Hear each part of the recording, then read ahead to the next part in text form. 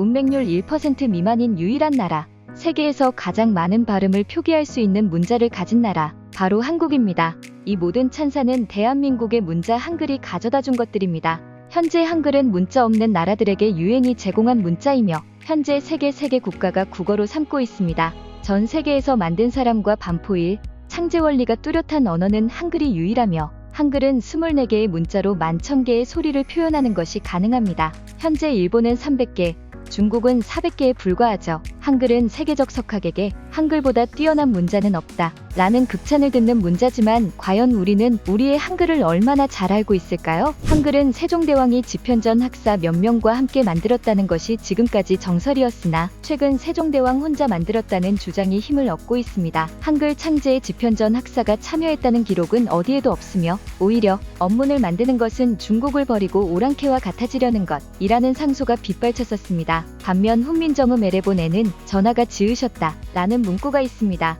세종대왕은 1443년에 훈민정음을 만든 후 집현전 학사 몇 명에게 한글을 연구하게 했으며 이는 백성이 새로운 문자를 쉽게 쓸 수 있는지 검토하기 위해서였다고 알려져 있습니다. 세종대왕이 만든 한글은 세계 문자 가운데 유일하게 만든 사람과 반포일 그리고 글자를 만든 원리까지 알려진 고유문자입니다. 한글은 단순한 소리의 조합이 아닌 혀의 위치나 입술 모양 등 소리가 나는 원리까지 정확하게 파악된 최고의 과학적 언어로 평가받고 있습니다. 세종 25년 1443년 음력 12월에 28자가 창제되고 세종 28년 1446년 음력 9월에 훈민정음이라는 이름으로 반포된 한글은 그중 4글자가 소멸되어 현재 24자가 쓰이고 있습니다. 한글은 음성학적으로 가장 함축적으로 구성되었고 어느 한 시기에 창제되어 일시에 반포 사용된 점, 이후 약 600년 가까이 지속적으로 사용되어 온 문자라는 것이 세계를 놀라게 하고 있습니다. 세종대왕이 만들었을 당시는 훈민정음으로 불렸던 한글은 여러 이름으로 불리어왔습니다. 한글의 본래의 명칭은 훈민정음이고 백성을 가르치는 바른 소리라는 뜻으로 줄여서 정음이라고도 하였습니다.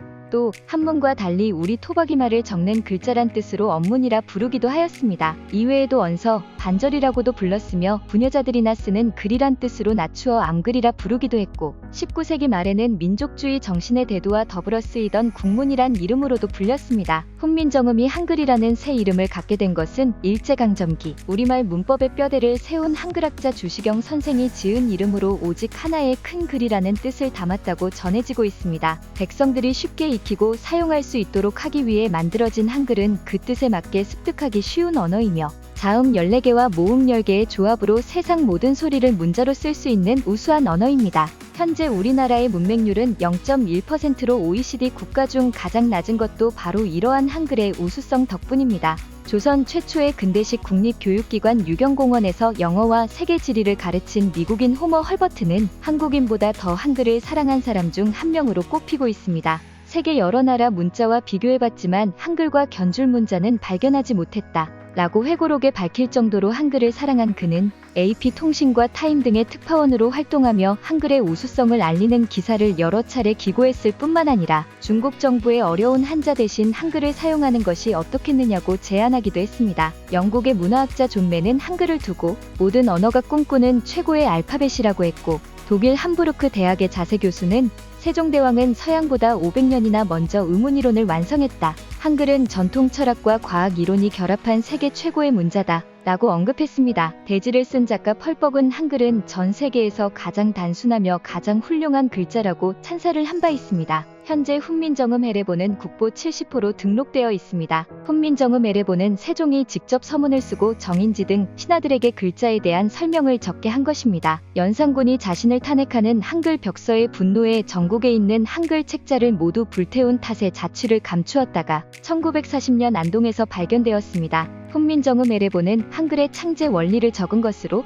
이 책을 통해 한글이 얼마나 과학적인 원리로 만들어졌는지 알 수 있는 중요한 자료인 것입니다. 우리나라 문화재 보호에 큰 업적을 남긴 간송 전영필은 훈민정음 에레본의 발견 소식을 듣고 제시 가격인 1,000원의 10배인 10,000원에 이를 구입했습니다. 당시 1,000원이면 큰 기와집 한 채 가격이었습니다. 때는 일본이 한글 사용을 철저히 금하던 시기였습니다. 간송은 조선 총독부에서도 어떻게든 손에 넣으려고 할 것이 뻔했기 때문에 기와집 10채 값도 아깝지 않았다 라고 전했습니다. 훈민정음 해례본을 구입한 간송은 이를 비밀리에 지켜오다가 해방 후 조선어학회 간부들을 불러 한글 연구를 위한 영인본을 만들었습니다. 하지만 한국전쟁이 발발하면서 또다시 위기가 닥쳤습니다. 전쟁 중 간송은 다른 문화재는 다 놔두고 훈민정음 해례본만 오동나무 상자에 담아 피란길에 올랐습니다. 낮에는 품고 다니고 밤에는 베고 자면서 이 책을 지켰다고 했습니다. 이렇듯 간송이 한순간도 몸에서 떼어놓지 않고 보호한 훈민정음 해례본은 문자를 만든 목적과 그 원리를 밝힌 전 세계의 유일무이한 기록으로 인정받아 1997년 유네스코 세계기록유산으로 등재되었습니다. 훈민정음 해례본은 한글 창제가 상형 원리에 의해 이루어졌음을 명확히 밝히고 있습니다. 새 문자에 대한 해설을 책으로 출판한 것도 한글이 유일하지만 특히 문자를 만든 원리와 문자 사용에 대한 이론의 정연함과 엄정함에 대해서 세계의 언어학자들이 높게 평가하고 있습니다. 현재 유네스코에서 문맹 퇴치에 공헌한 사람들에게 세종대왕상을 주는 것은 이 책의 문화사적 가치를 반증한다고 볼 수 있습니다. 이처럼 우수한 우리 한글을 문자가 없는 지구촌 소수민족들의 공식 문자로 채택하도록 하자는 운동이 벌어지고 있습니다. 2009년 인도네시아 찌아찌아족이 한글을 공식 문자로 채택한 바 있으며 2012년 남태평양의 섬나라 솔로몬 제도의 과달카날주와 말라이타주가 한글을 모어 표기문자로 도입한 바 있습니다. 잘 알려져 있는 한글날은 10월 9일입니다. 하지만 처음부터 10월 9일이 한글날은 아니었습니다. 1926년 조선어 연고에는 세종실록에 기록된 훈민정음 반포 시기를 기준 삼아 음력 9월 29일 양력 11월 4일 을 제1회 각야날로 정하고 훈민정음 반포 480주년 기념식을 개최했습니다. 1928년에는 각야날이 한글날로 바뀌었고 1931년부터 양력 날짜로 환산한 10월 29일에 한글날을 기념하다 훈민정음 해례본이 발견되면서 반포일이 9월 상한이라는 것을 알게 되었습니다.